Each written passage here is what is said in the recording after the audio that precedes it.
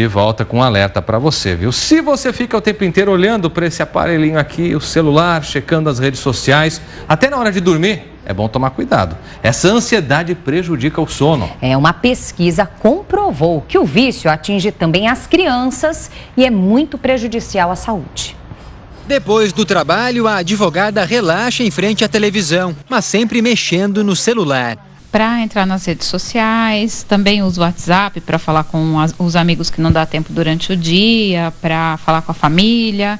O filho mais novo também não desgruda. Quando acaba minha bateria do meu tablet, eu deixo para carregar e jogo no celular da minha mãe. Não fica parado.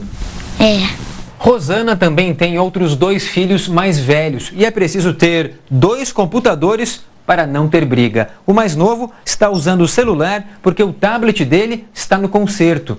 Quebrou de tanto usar. Até quando a advogada vai dormir, lá está ele. Normalmente uns 40 minutos, 1 hora, e só depois é que eu vou realmente arrumo o travesseiro para dormir. Pietro também não desliga fácil. Eu fico assistindo TV. Na cama? Com tantas telas ligadas, é o sono da família que fica prejudicado. Vai para a escola 10h30, 11 horas, porque ele não acorda cedo, de jeito nenhum. Dorme tarde? Dorme tarde, meia-noite, meia-noite e meia que ele vai dormir. Rosana e os filhos não são os únicos. Uma pesquisa realizada por uma universidade americana com 1.700 voluntários mostrou que o uso excessivo de redes sociais pode sim interferir na hora de dormir. Quase 30% dos participantes apresentaram altos níveis de perturbações do sono. Para os pesquisadores, os problemas são a excitação e a perda da noção de tempo. Além da questão de todo esse estímulo, perturbador para o sono, ainda tem a questão da luminosidade desses aparelhos, que impedem a liberação, da melatonina, que é o hormônio do sono. Esta neuropsicóloga explica que os pais são modelos para as crianças. Segundo ela, não adianta o adulto tentar impor limites se está sempre respondendo mensagens e olhando para o aparelho. Para uma criança e para um bebê se desligarem para poder dormirem, é preciso que tudo esteja desligado, inclusive os aparelhos eletrônicos, os celulares, televisão, a luz da casa precisa já ir diminuindo esse ritmo para ir dando as pistas para as crianças que o dia está acabando, porque como hoje o mundo está ligado 24 horas, se alguém não dá o corte, o dia não acaba.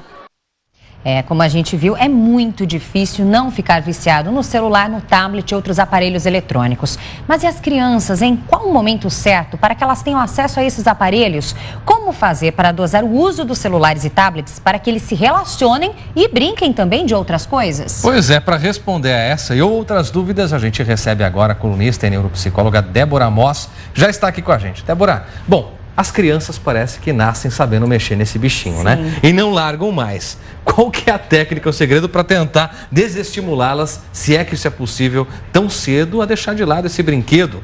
Para elas isso é um brinquedo. E brincarem de coisas mais saudáveis, digamos assim. Então, até os 2 anos não teria por que apresentar esses brinquedos, entre aspas, para elas, Até porque elas estão motoramente tão ativas, elas precisam correr, pular, subir, descer. Então, esperar. Primeiro tem que esperar que essa criança tenha interesse nesse aparelho. O que acontece muitas vezes é que vira um recurso de distração. Então, na hora da refeição, vem um tablet para que a criança coma mais rápido, mais fácil, não preste atenção que está comendo e não desista de se alimentar. Então, às vezes os pais antecipam até um interesse. Então, ela Não parte nem delas. Nem os parte pais delas. É que introduzem Exatamente. mais cedo Então, assim, esse brinquedo. o meu dedo chamava fura-bolo, Agora vai ter que mudar de nomes, Porque eles já nascem no touch. Exatamente, já nascem empurrando aquele dedinho. Exato. Então, é importante que se dê outras opções. Então, crianças mais velhas que já rapidamente perceberam esse brinquedo divertido, é importante então que se defina quanto tempo que se pode brincar com esse tipo de atividade, porque existem outras 1000 atividades e ficar só nisso aí acaba se tornando prejudicial. Antes da gente tocar na questão aí do celular, a idade ideal para que elas tenham acesso a isso, ainda falando sobre tablet, você falou que até os 2 anos não há necessidade de apresentar essa tecnologia para elas. Quais são os riscos envolvidos na apresentação dessa tecnologia? Porque, como você mesma disse, a criança fica ali. A movimentação única e exclusivamente do dedinho. Há riscos neurológicos, inclusive físicos também, pelo sedentarismo, no uso dessa tecnologia de uma forma precoce?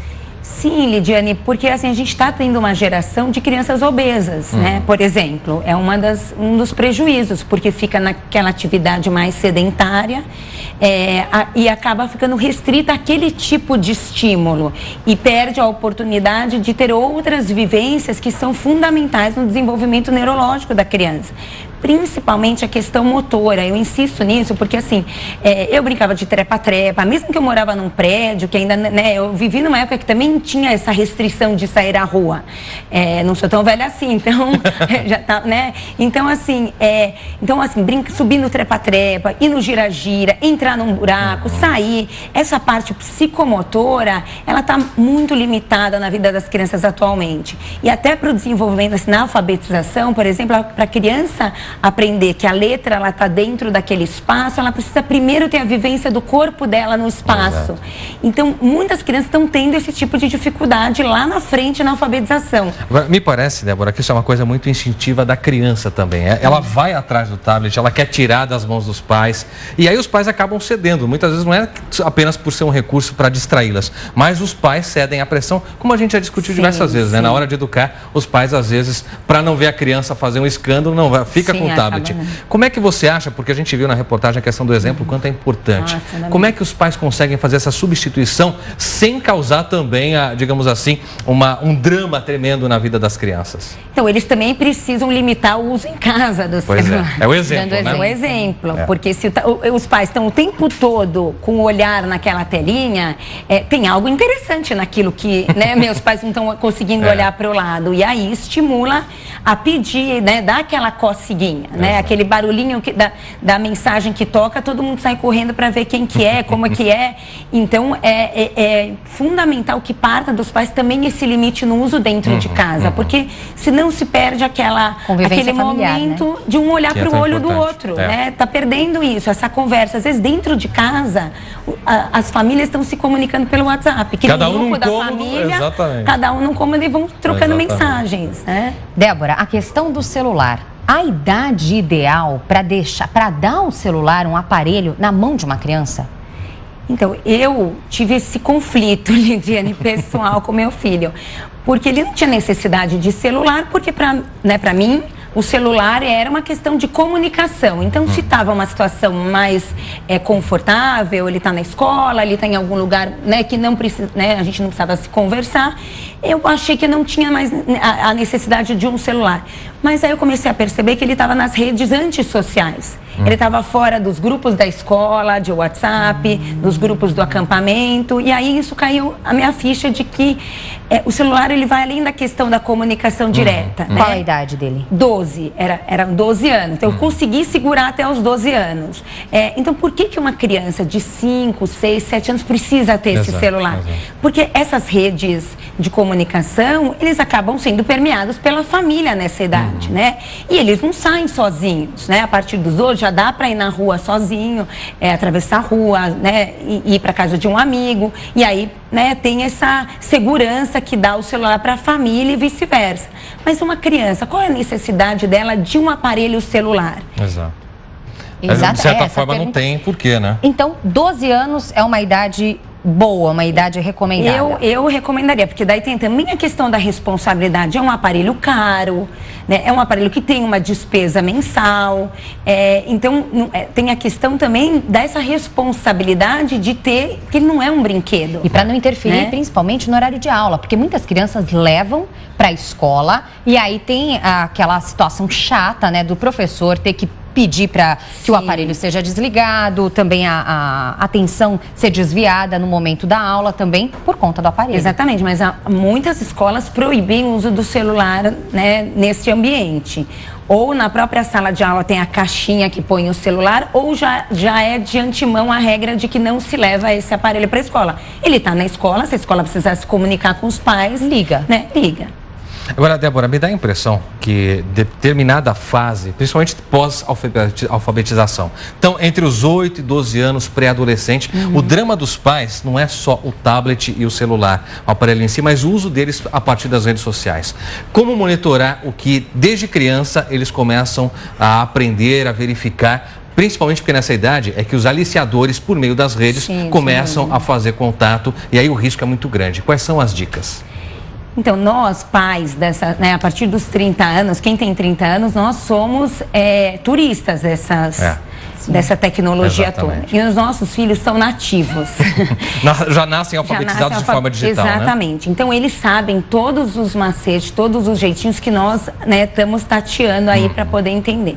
Então, é preciso que os pais se informem, né, de como funciona como é que se funcionam as redes sociais. Não dá para os pais serem alienados desse tipo de recurso. Você acha que monitorar, porque aí tem aquela questão do quanto é importante preservar a privacidade ou não, mas monitorar, sentar junto, pegar o tablet e ver o que o filho ou filha está acessando, digitando, com quem se corresponde, isso é válido, é importante? Sim, é válido essa parceria, assim, de não deixar sempre sozinhos, né? Tá. É uma oportunidade de estar junto também, esse momento, né, de se conectar com o mundo.